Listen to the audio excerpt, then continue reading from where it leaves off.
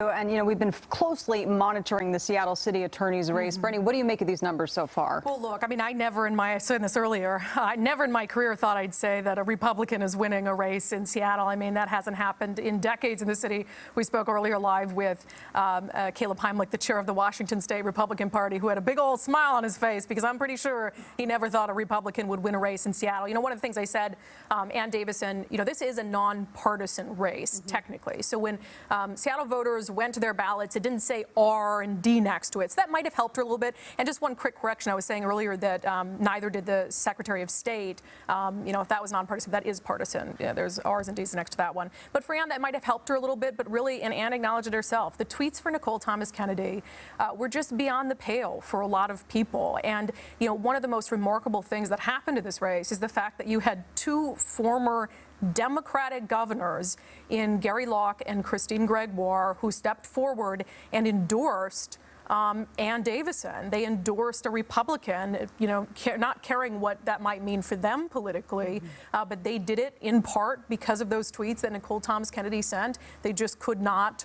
in good faith, let that election go by without issuing an endorsement. Well, let's look. Nicole Thomas Kennedy still has more than 52,000 people that voted for her. There are still 50% of the votes left to come in, so maybe another 100,000 votes to come in. So it definitely could narrow because the progressive candidates do tend to do better later, but that's still, like we've seen in the other races, is a pretty big gulf. Yeah, and we can pull those results back up again. It will most certainly narrow. I can tell you that just from experience. I mean, we've been talking today about how we saw Shama Sawant in 2019 come back from a 9-point election night deficit. This is more than 9 points, though. This is very, very challenging to come back from. And also, there's a difference here in the Shama Sawant race. Shama Sawant was running in District 3, which is the most far-left district in the entire city. So it was easier for her to make up votes. This is a citywide race. This is a different dynamic. It's going to be harder for Nicole Thomas Kennedy to make up votes. And what do you think this says about the current mood, the tone in the city of Seattle right now? Well, when I think you look at that, and if we have the mayor's results, we can put that back up. In almost all of the races, you are seeing the more moderate candidates, the candidates who have said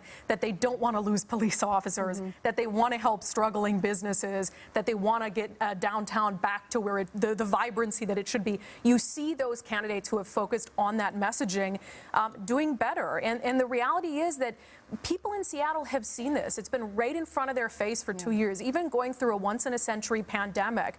Other issues besides that, issues like homelessness, crime, disorder, the exodus of police officers, all of those things have captured their attention too. And so at least in these early results, I mean, when you get to the point where you have a Republican winning in Seattle, you have to understand that there's been a shift probably in the electorate in a major way. And so like David said, David's a man of caution this evening.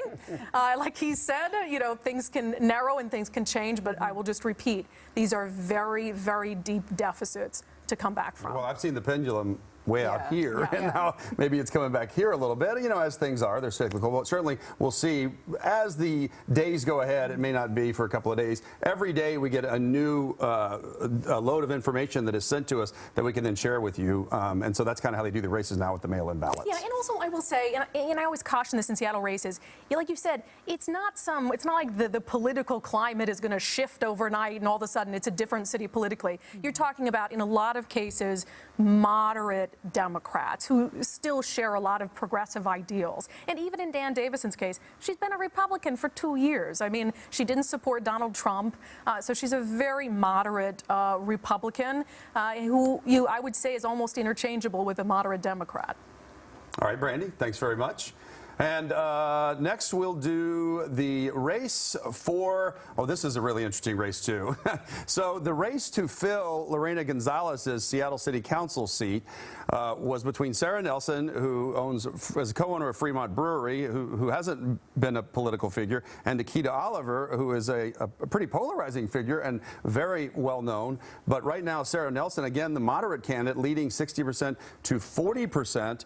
And again, coming out with that sort of pro-business, where can we get Seattle back to the city that tourists will like and that is safe again, kind of that platform over the platform of let's, throw everything to the wind, have chaos and no police. This one surprised me because I actually thought going into the evening that Nikita Oliver might stand a good chance of winning, and here's why. She ran for mayor of Seattle in 2017. She came in, or they came in, sorry, changed to pronouns, they came in third place in the primary.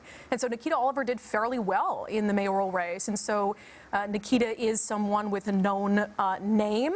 And Nikita was also really front and center in the 2020 racial justice movement. And so Nikita's name is certainly one that voters would know. So I thought that race would be a little bit closer than it is. And again, I think it will be before all is said and done, as we get more votes coming in from some of the progressives that tend to vote a little bit later, as Brandy's been telling us.